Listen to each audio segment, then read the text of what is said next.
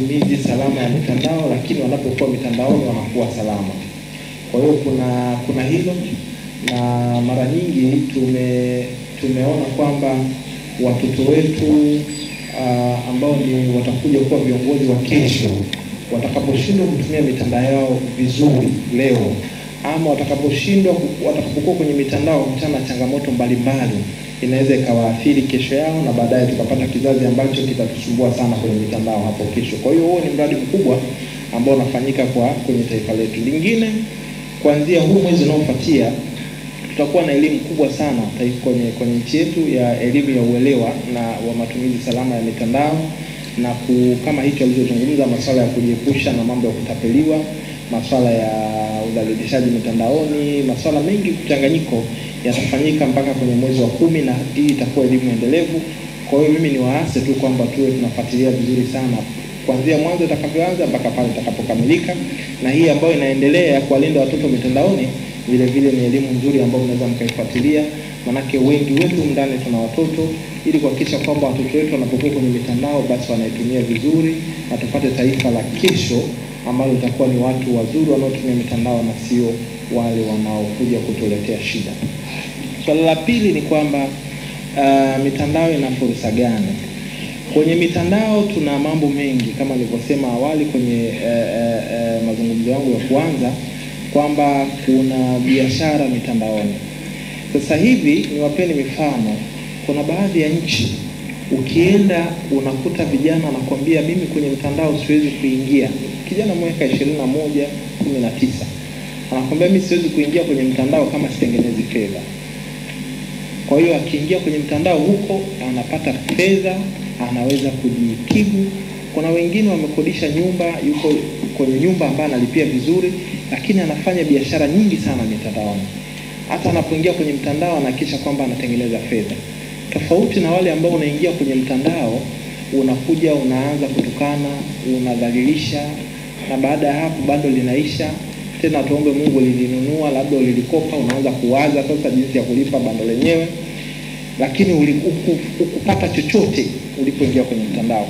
Kwa hiyo hichi ni jambo ambalo nimeliona kwamba tumekuwa na changamoto ya kuingia kwenye mitandao tukapata fursa mbalimbali. Matokeo yake ama badala yake tunakuwa tunaingia kwenye mitandao kwa ajili ya kufanya mambo ambayo huenda yasiwe sana na manufaa kwetu.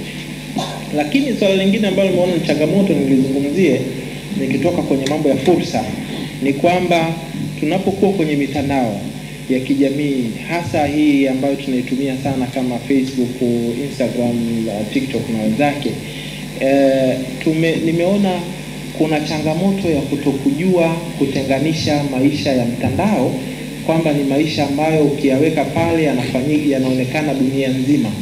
Na niwapeni tu taarifa kwamba internet huwa haisahau. Sasa unakuta mtu ameenda huko amepiga picha, tena wakati anapiga picha labda taa yenyewe ilikuwa na mwangaza mdogo, ama alikuwa amejifungia mahali, lakini anachukua picha hiyo anaenda anayamisha tena mtandaoni ambapo dunia nzima inaanza kutazama. Sasa huwa tuna kauli moja tunasema, maneno ama kitendo ambacho huwezi kufanya sehemu ambayo imejaa watu, basi jambo hilo ama picha hiyo usije ukaiweka mtandaoni, manake ndio uhalisia ulivyo.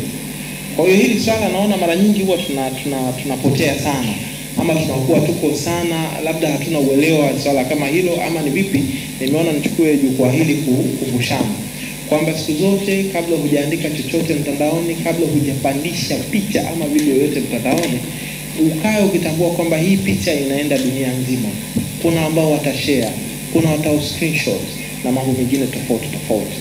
Lakini mbali na hapo, ukae ukijua kwamba huo mtandao hauna kawaida ya kusahau. Ndio maana unachokiandika leo kinawezekana kesho na kesho kutwa kikawa kinakuhanti, yani kinakuwa ndio kinachokuzuia wewe kupata fursa mbalimbali. Huwa naongeaga uwazi, hasa napozungumza na vijana, nawaambia kwamba kabla hujaenda kwenye fursa yoyote kubwa na nzuri, huwa kuna kitu kinaitwa background check. Huwa tuna kawaida ya kukuangalia kwenye mitandao, umekuwa ukifanya nini, ukizungumza nini, na ukiwa unawasiliana na watu namna gani.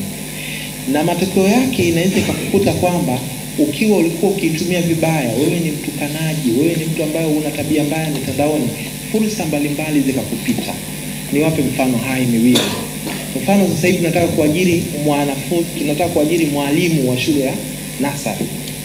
Wewe ni msichana, umeapply vizuri, una vigezo vyote vya kuwa mwalimu wa shule ya nasari. Lakini kwenye kipengele hichi cha background check, kuangalia mitandaoni umekuwa ukibehave vipi na mambo mengine kwenye ya uchunguzi, tunakuta kwamba wewe siku zote ulikuwa ukiposti picha unasema dirisha dogo liko wazi, sijui hivi niko vile, mara umevaa nguo hazieleweki. Matokeo yake ile nafasi ambayo ulikuwa uweze kuipata unashangaa unaikosa. Kwa hiyo siku zote, hasa vijana, tunapokuwa tunatumia mitandao, ujue kwamba una kesho. Leo una miaka 18, leo una miaka 17, utakuja kuwa unataka kufanya kazi kesho na kesho kutwa. Kuna kijana mmoja Nigeria, mfano wa pili kwa nataka kuwapa, aliwahi kuandika kwenye mtandao wake wa kijamii. Akaandika kwamba hii benki, sitataja jina, alitaja pale, benki hii ni benki mbovu kupata kuliko zozote duniani ambayo nimewahi kuziona. Baada ya muda, alivyoandika hivyo alikuwa na miaka 19, yuko chuoni, mambo yale ya utani, mambo ya kuposti usichokijua. Alivyofika muda ule sasa anatafuta kazi, akaona benki ile imeposti kazi ambayo yeye anaweza kuifanya. Ikapita na vigezo vyake vyote, ana uwezo wake wote mzuri sana kufanya ile kazi. Lakini ubaya wa bahati, ile benki inafanya vile vile background check. Wale watu wa background check wakaleta majibu kwamba huyu kijana mliotuletea, huyu nafikiri anaweza akawa changamoto kwenu kutokana na 1 2 3 4 5 hawafai. Baada yule kijana kuona mbona haitwi, mbona harudishwi na anaona na vigezo vyote, alibidi ahoji. HR akakumbusha na posti yake, akaambia wewe kuposti kipindi cha nyuma, haya maneno ndio yaliyokufanya sisi tukashindwa kukuchukua. Ninachotaka kusema hapa ni nini? Kwamba leo yako, kesho yako unaitengeneza leo. Inawezekana sio labda ni kijana ambao unataka kazi. Inawezekana labda wewe unataka kuja kuwa influencer. Kuna wale watu wa muziki, watu maarufu na kadhalika. Kutokana na ile tu tabia yako ya mitandaoni, the way unavyoandika, the way unavyofanya nini, mtu mwingine akaona mimi sifai kufanya kazi na huyu, kwa sababu unaona huyu atakuja kuniletea matatizo. Unashangaa fursa zinakufikia kushoto na kulia, kumbe ni matumizi yako mabaya kwenye mitandao. Kwa hiyo mimi napenda kuweka wazi kwamba si tu Tanzania ama duniani, ni dunia nzima kuna jambo la kusema tunachunguza, ama uchunguzi ule unaita background check, wa kuangalia wewe umefanya nini mtandaoni. Wewe umekuwa ukiongea nini? Inawezekana unafuata mkumbo, inawezekana tu unaona ni utoto, inawezekana ukaona tu ni muda unapita, lakini kumbe wewe unaiharibu kesho yako, kwa sababu internet haisahau. Kuna vijana huwa wanasema kwamba mimi bwana sasa hivi nitafanya nalolifanya, nitapost picha zote za uchi nazoona zitaposti, nitafanya hiki na kile, nitatukana huyu na yule, lakini kifikia nataka sasa kuanza utaratibu wa kuingia kwenye ajira ama nini, nitaanza kufuta zile posti zangu. Unajidanganya. Kuna kitu kinaitwa archive.org. Ukiingiza account ile ambayo ilikuwepo, vile ulivyovifuta, ulivyoandika ukavifuta, vyote tunavirudisha, tunaviona upya, na unaweza kukutana na wewe ndio chanzo cha kukosa fursa mbalimbali. Swali lingine nataka kulisisitiza hapa ni kwamba hii mitandao, kama wenzangu walivyosema, katika hali ya kawaida, usichopenda kufanyiwa wewe jitazame, jiulize tu, hivi ninavyomtukana huyu, ingetokea mwingine ananitukana mimi ningejisikiaje? Hivi ninavyochukua picha ya huyu nikaenda nikaingiza kwenye deepfake kutumia AI ikawa inacheza, ama nimeiweka kwenye jeneza, ama nimeifanya, nafikiri tumekuwa tukiona picha na video za namna hiyo. Je, mwingine akinifanyia hivyo mimi nitajisikiaje? Ama wakati mwingine mimi napenda kuambia hasa vijana, ingekuwa achana na wewe, ingekuwa huyu unayemfanyia hivyo ni mama yako ama ni baba yako anafanywa hivyo, wewe ungekuwa unajisikiaje? Manake huyu naye ana watoto wake, ana watu wanaomheshimu, ana watu wanaompenda. Wewe unaenda kumdhalilisha, wewe unaenda kumtukana, wewe unaenda kuweka picha ndiyo sio mtandaoni kuhusiana na huyu mtu. Wewe ungefanywa hivyo mzazi wako, mlezi wako, ama wewe mwenyewe ungejisikiaje? Kwa hiyo huwa siku zote tunawakumbusha watu kwamba kabla hujaweka kitu chochote mtandaoni, kabla hujaandika kitu chochote ama kuweka picha yote mtandaoni kumhusu mwingine, aidha una lengo la kumdhalilisha, kumwangusha, ukumbuke kwamba kitu kile, ama ujiulize kwamba kitu kile kingefanyika kwako, wewe ungejisikiaje? Na hayo mambo ambayo tunayapuuza, tunachukulia poa, ama tunachukulia kwamba ni mambo madogo, kwamba ngoja tu mimi nianzishe mada ya kutukana mtu ama kumdhalilisha mtu ama kuchukua picha za watu kuziweka hivi, kuzitwist zile. Sasa hivi kupitia tunaita deepfake, kupitia AI kuitwist hivi, kuna madhara mengi. Mojawapo ni hilo la kuhatarisha amani ya taifa husika. Ilitoa mifano katika hotuba yangu ya kwanza. Kuna mataifa waliona kwamba swala hili la amani tunaweza tukapita salama bado watu wakiwa wanatumia mitandao wanavyotaka. Arab Spring ikatoa darasa, lakini niliwaambia nchi ya jirani hapa tulipata darasa. Hivi ninavyozungumza na nyinyi, nchi hizi zilizoendelea, pamoja na kwamba wanatuhubiria asubuhi, mchana na jioni kwamba sio uhuru wa kujieleza, watu watumie mitandao tu wanavyojisikia na kadhalika, kuna mambo makubwa mawili hawaruhusu kwao. Moja, content zinazoletwa kwetu na content zinazopatikana kwao hazifanani. Na ndio maana mara zote katika vikao huwa hata kilichopita hiki cha Umoja wa Mataifa alichotoka kuzungumza juzi, moja debate kubwa ilikuwa ni hiyo, kwamba content tunazozipata huku na content wanazozipata kwao ni tofauti. Yaani sisi tunaletewa kila kitu kinachokuja bila kuchuja, lakini wenzao huko kwao huko wanachuja. Ndio maana wakati mwingine unaweza kaa huko nchi nyingine, unaangalia video fulani unaona haipatikani, inakwambia huko nchi ambayo hiki kitu hakipatikani. Lakini la pili, amani yao wanailinda sana kuanzia kwenye viashiria vyovyote kwenye mitandao. Niwape mifano mikubwa miwili. Nchi ya Uingereza. Nchi ya Uingereza palitokea kidogo watu walitaka kuhatarisha amani mwaka jana mwezi wa 8. Wakaanza kuleta maneno ya chuki mitandaoni. Watu 512 walikamatwa, wakaingizwa gerezani na wamefungwa wengine mwaka mmoja mpaka miaka 3. Na walivyokuwa wanajaribu kutoa maelezo, wanasema hatuwezi kuruhusu mtu aende mitandaoni huko akaandika vitu vya kuhatarisha amani ya nchi yetu, alafu sisi tujikute kwenye hali ambayo ndio sio. Walidhibiti kabla mambo hayajatokea, lakini sote ni mashahidi. Nchi kubwa kabisa, rais wake ambaye alikuwa bado yuko kwenye kiti, walimfungia mitandao yake yote ya kijamii, akaambiwa kwamba huwezi kutumia mitandao vizuri. Kwa sababu gani? Wao swala la amani ya nchi yao, matumizi mabaya ya mitandao hawayaruhusu yasababisha amani kuterereka.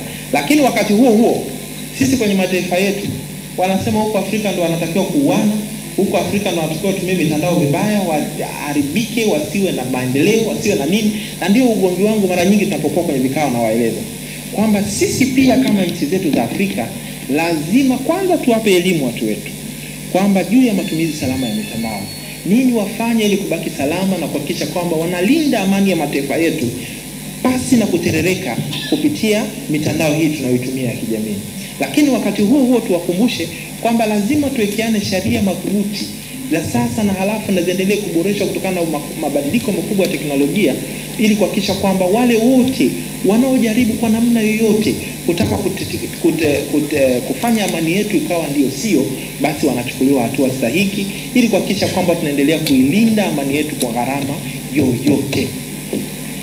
Lakini la mwisho nataka kulisisitiza hapa ni kwamba siku zote hii mitandao tunachokikutana nacho huko, sio kila jambo lazima ulichukulie kwamba linawezekana likawa ni halisi. Kuna taarifa ghushi nyingi sana mitandaoni. Kuna taarifa nyingi sana za uchochezi mitandaoni. Kuna siku hizi kitu kinaitwa artificial intelligence ambayo kinaweza kutengeneza picha ya mtu, anasema hiki, anaambiwa amesema kile. Alikuwa amekaa zake, anaambiwa alikuwa anacheza. Alikuwa yuko labda anazungumza mwenzake, anatengenezwa kwamba alikuwa anafanya kitu ndicho sicho. Kwa hiyo haya mambo tunayoona huko mitandaoni haya, lazima tuwe na tabia ya kufuatilia mara mbili, yani tunaita fact check. Unaangalia, unaona kwamba okay, wamesema hapa huyu ameongea hili, ama huyu amefanya hiki, ama ndio taarifa inasambazwa hapa, sio kuna mwingine anasema sio huyu amepewa sio hiki, ama yule chochote kile, ushi nyingi zinasambazwa huko. Tujenge tabia ya kutafuta uthibitisho. kujenga tabia kutafuta uthibitisho kabla ya kuanza kusambaza taarifa za hapa na pale, kuhakikisha kwamba unaendelea kusambaza taarifa ya uongo. Na uongo unapozungumza mara nyingi na binadamu kawaida yetu, hizi taarifa za uongo, za uzushi, za ambazo zina mambo hayaeleweki vizuri, mara nyingi huwa zinapokelewa kwa haraka, na kuja kufuta ile taarifa inawezekana ikawa imechukua muda mrefu sana. Najua na mambo mengi nitaka kuzungumza kidogo hapa, lakini naamini kwamba kwenye maswali huko na majibu nitaendelea kutoa ufafanuzi zaidi kwenye mambo mengine mbalimbali. Niishie hapo. Asanteni sana kwa kunisikiliza.